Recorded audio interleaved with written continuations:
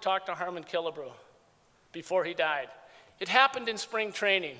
We were sitting in the Twins dugout, and we talked for about 45 minutes. He was in his street clothes. He'd been watching Justin Morneau take batting practice. And he said, Mel, I have to go. I said, Harmon, I'll walk out with you. So we walked out, and we walked through the Twins clubhouse, and there was only one player left there, and that was Tony Oliva. And Tony said, hey, Harmon, are you going to be at opening day this year? And Harmon said, no, Tony, I don't think I can. I don't feel well. So they gave each other a big hug. And Harmon told Tony, I love you, buddy. And 3 months later, 3 weeks later, he was dead. I also asked, would Hall of Famer Bob Feller, before he died, get bored in mid-afternoon and call me to talk baseball? Or better yet, talk to Lisa about planting hollyhocks. From Joe DiMaggio to Dusty Baker and Bryce Harper, I've gotten to meet, interview, and become friends with people that baseball fans around the world would love to know. But those experiences only happened because I grew up around people that, quote, we should all be lucky enough to know.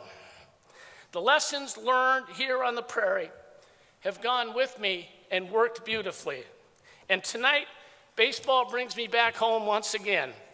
This is the community that I love. Thanks for this honor, and here's to growing up in South Dakota.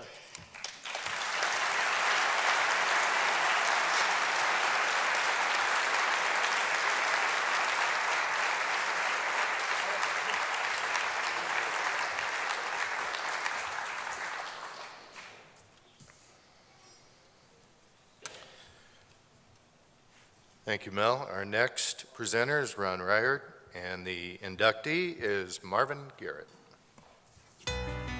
Marvin Garrett is probably one of the most electrifying bareback riders in rodeo today. Marvin Garrett, a four-time world bareback champion, the Belle Fourche native was inducted into the Pro Rodeo Hall of Fame in 1998. The 5'7", 150-pounder won bareback titles in 88, 89, 94, and 95, and narrowly missed a fifth title, being edged out on the last ride at the 1996 National Finals Rodeo by his brother Mark. Marvin was also a runner-up in 87. Garrett was the PRCA regular season money leader 4 times in 1989, 93, 94, and 96. Marvin won the PRCA Rookie of the Year award in 1984, and 12 times he qualified for the NFR. The first was in 1986, the last in 2000, when he came back from injuries sustained in a 1998 near-fatal plane crash. His best year may have been 1994, when he won his 3rd world title at the NFR and also won the Coors Shootout Series at the Wrangler World of Rodeo Series Championship. He set the bareback single-season earning record, $156,733 in 1995. In all, Marvin earned almost $1.4 million in his rodeo career. He was also a member of the U.S. rodeo team in the 1988 Calgary Olympics.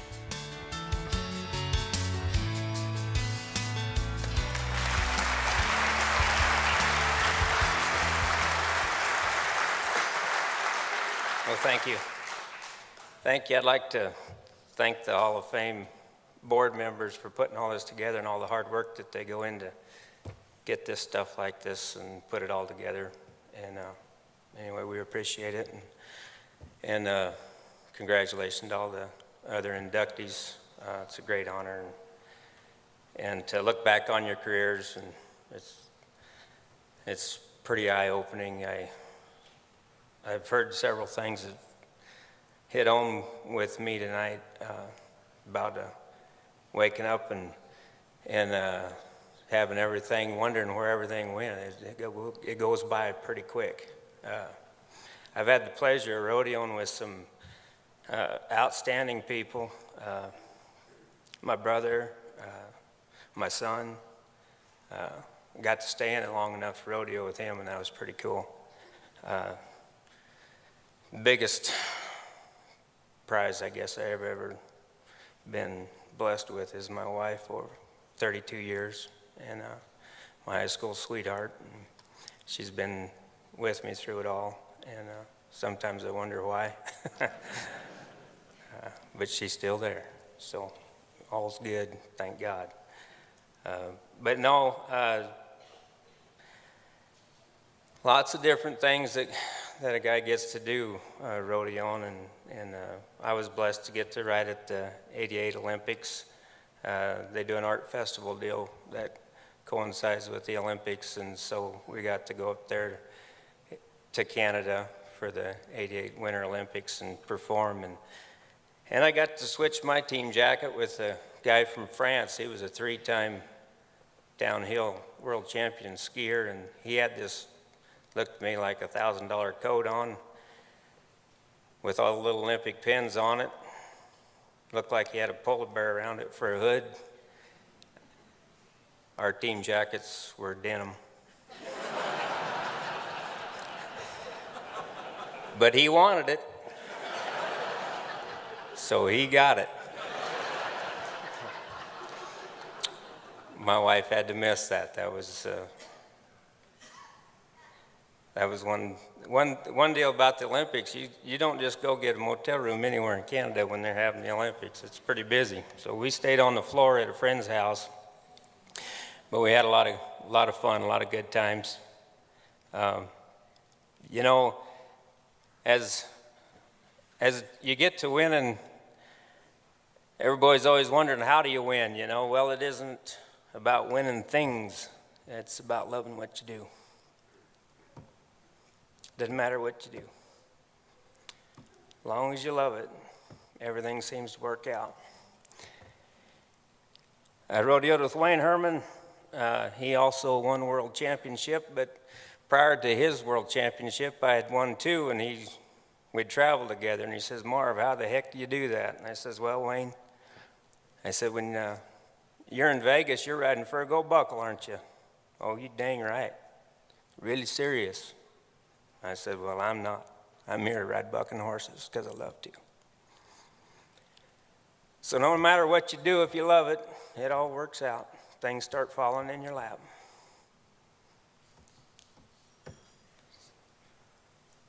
Plane wreck, just about ended my career, but my wife helped me through that. I didn't want to be forced out of this sport. I wanted to quit when I wanted to quit. Of course, that never comes, so I had to quit when I said, I guess I will quit. But I still think about it every day, and watching these films, it's something you never lose. But I thank you for your time, and I thank you, board, Hall of Fame board, and have a good evening.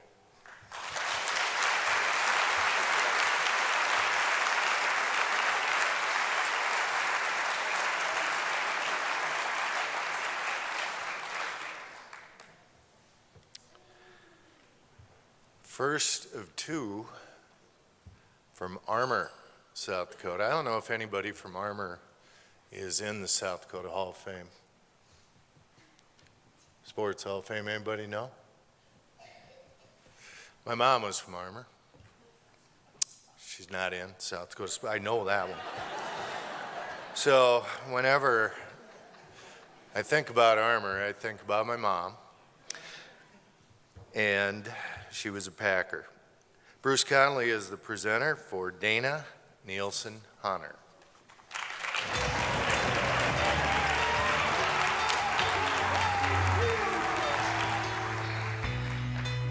Dana Nielsen Hunter. Dana graduated from Armour in 1988 and Augustana in 1993. She was the first 4-time All-Conference player in North Central Conference women's basketball history. Twice the 5'11 forward, was the NCC Most Valuable Player and a first-team NCAA Division II Kodak All-American. She ended her career as the all-time NCC leading scorer. She remains among Augustana's career leaders in scoring with 1,978 points, second, rebounds 894, second, and steals 233, sixth. Field goals made 845, first, and field goal shooting 53.8% fifth. Dana averaged 17.1 points, 7.7 rebounds in her Viking career. At Armour, she was a 4-year starter, a 3-year first-team All-Stater, helping the Packers win 5 consecutive State B titles. Armour was 123-4 in Dana's 4 years as a starter, including a 47-game win streak. She finished her career number 4 in state history in scoring with 2,310 points. As a senior, Dana averaged 26 points a game, shot 70% from the field, and was named South Dakota's Miss Basketball.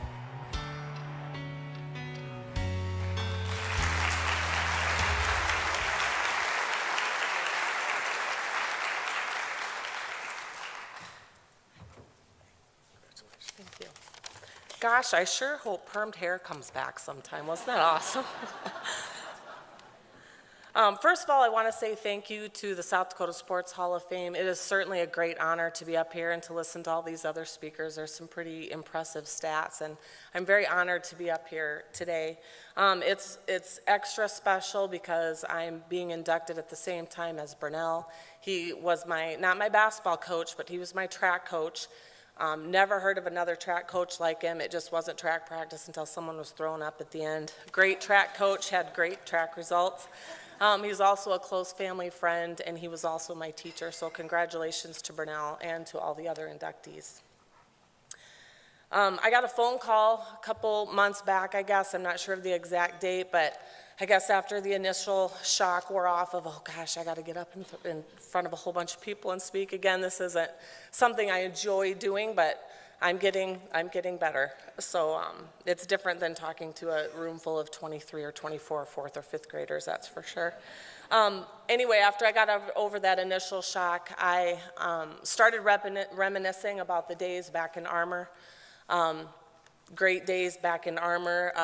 It's not something I think about a lot unless something like this comes up. My family actually moved back to Armour when I was 2. My mom and dad were from South Dakota, but ended up moving out to the East Coast, and they had 3 girls, and family situations brought them back to the area. And I'm not sure how my parents felt about that when they actually moved back. My dad had an office in Washington, D.C., and he looked out his office window and saw the nation's capital. And to give that up to move to little old Armour, South Dakota, I'm sure that they had some tough discussions about that. But looking back, 45 years later, I'm sure they would agree that it was all worth it. The opportunities the doors that it opened for my sisters and I, you can't put a price tag on that. And I know that they would not have traded that for anything. Armour and basketball went hand in hand. We moved back when I was 2, as I said before, so that was the early 70s. And later in the 70s, that's when the Armour boys basketball team was having tremendous success. And I was still pretty little, so I don't really remember a whole lot about that, other than the conversations that my sisters and my parents had around the table lots of times about those teams.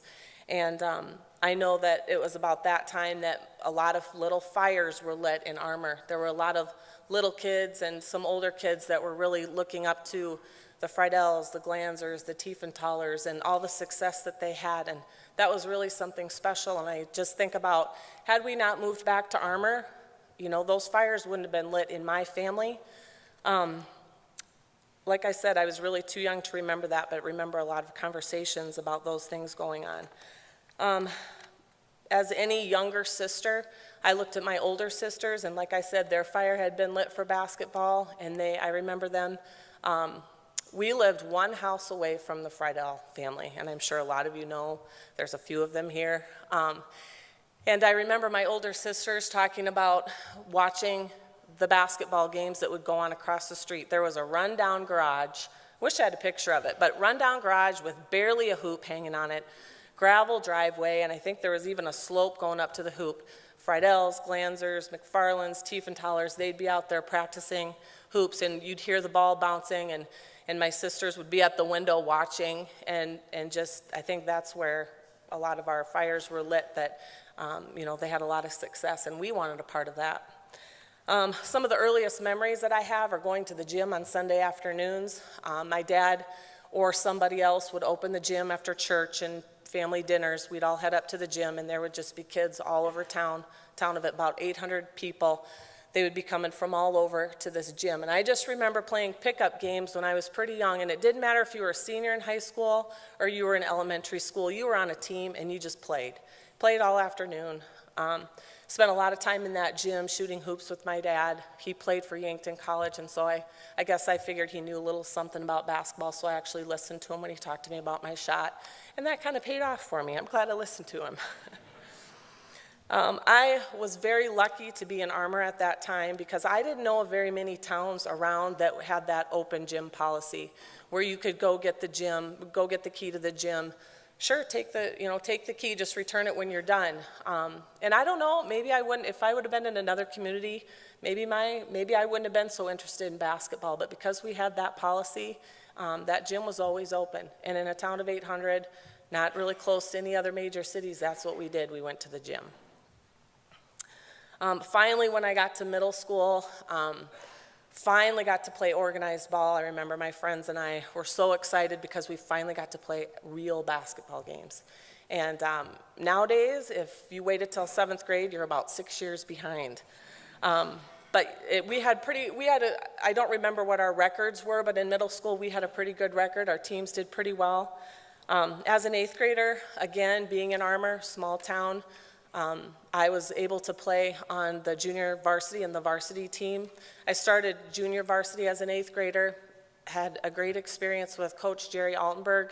My sister Candy was a senior at the time, and I got to play a little bit on varsity just if my sister got in foul trouble. So as you can imagine, I sat on the end of the bench praying that she would just not get into foul trouble. I just kind of liked my place at the end of the bench just watching, being proud that I was there, but not really wanting to get in the game. Then my freshman year, we went to the state, back to my sister's senior year, we won state that year. That was to state B's in Mitchell, and that was when Renee Rusink was playing, and Lori Wallaber, and it was a great year. Jerry Altenberg resigned after that. I think he figured I got my state title, I'm done, I'm moving on. But that was really special for me to be able to sit on the bench with my sister as a senior because we never really